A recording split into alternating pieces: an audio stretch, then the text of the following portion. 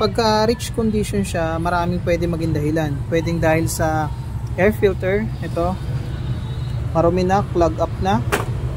Pwedeng dahil sa ating mass airflow, ito, mass airflow natin. Hello sa inyo lahat mga bossing, meron lang tayo titingnan dito na Toyota Avanza na 2016 or 17 model to. Ang problema nito, meron siyang sign ng pitaka, tapos dito kasi pumapasok yung scanner, kaya ngayon titingnan natin. Kanina parang bumagsak yung idle niya eh, ngayon hindi ko na mapakita sa camera. Aircon, yan, hindi natin mapakita eh. Ngayon i-scan muna natin. Gamit natin is ano ba to? Imo Elite ng launch. Ito yung madalas natin gamitin.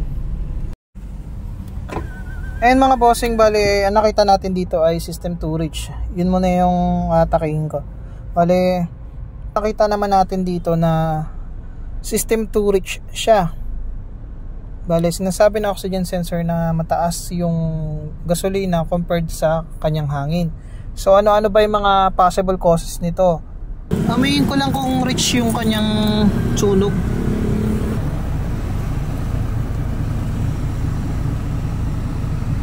Parang di naman.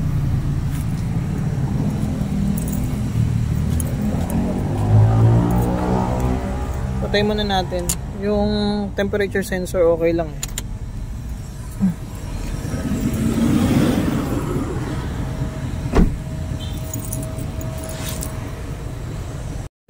Ito mga boss, nagtanggal tayo na isa. Mukhang hindi naman.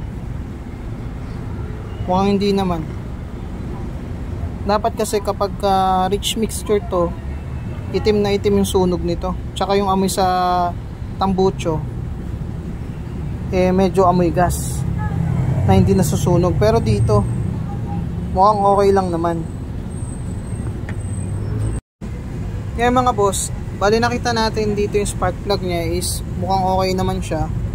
So ang isa kong pinaghihinalaan dito is mali yung information na binibigay sa computer ng ating oxygen sensor, sensor 1. So kailangan ko munang alamin kung oxygen sensor ba talaga yung problema, kasi based sa sunog niya hindi naman siya rich. Okay, pero sa computer ang nababasa ng oxygen sensor, kaya nag-a-adjust yung mga fuel trims is ng rich, is baka mali yung information. Ayan, buod lang natin mga bossing yung mga ginawa natin ngayon. Kapag rich condition siya, maraming pwede maging dahilan. Pwedeng dahil sa air filter, ito, marumi na, clog up na. Pwedeng dahil sa ating mass airflow, ito, mass airflow natin. Ayan, tanggalin ko lang kasi para makita nyo rin. Ayan, makikita nyo dyan, hindi pa naman ganun kadumi yung kanyang hot wire. Babalik ko lang din yan, lalagyan ko ng tornilyo mamaya. Tapos pwede rin sa purge valve dito, sa injector natin. Nasaan ba? Nasa ilalim yung injector natin. Kapag tumutulo yan, kahit naka-close na, maaaring pagmulan din ng rich condition yan. Spark plugs, ignition timing, pwede ring dahilan ng oxygen sensor. Yan, isa rin dahilan yan mga bossing. Pwede rin problema dyan yung mga temperature sensor or ECT sensor, kasi kapag mali rin yung information nya, pwede rin pagmulan ng rich condition yan.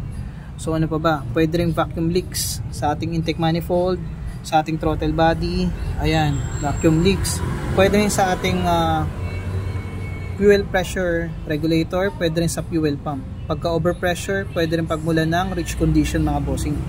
Tapos ano pa ba? Ano pa ba? So sa ignition, pwede rin yan maging dahilan eh. Tapos ano pa ba? Pwede rin sa catalytic converter. Pagka faulty na rin yung catalytic natin sa mga EVAP system, pwede rin dito sa purge valve, sa ating catalytic converter. Ayan, pwede maging dahilan yan. So ano pa ba? Sa mga may mga nakakaalam pa kung ano yung mga hindi ko pa nabanggit, pwede nyong ilagay yung mga comment nyo sa comment section kung ano pa bang hindi ko nabanggit dito, para mapag-aralan natin kung bakit ba lumilitaw yung ating system to reach sa ating mga sasakyan. Okay, so yun lang, inisa-isa natin kung anong problema dito. Pero dito sa aking tiningnan, based sa nakita ko, mukhang may isang sensor lang na may problema. Okay, pwede ring manifold absolute pressure sensor pag mali na rin yung pressure na or information na binibigay sa computer, pwede rin pagmulan ng reach condition. Okay, so yun lang mga bossing. Update ko na lang kayo kapag halimbawa nakuha natin yung problema dito at saka kung ipapagawa na ng may-ari. Okay, so based sa problema niya is system to reach. Okay, yun yung lumabas.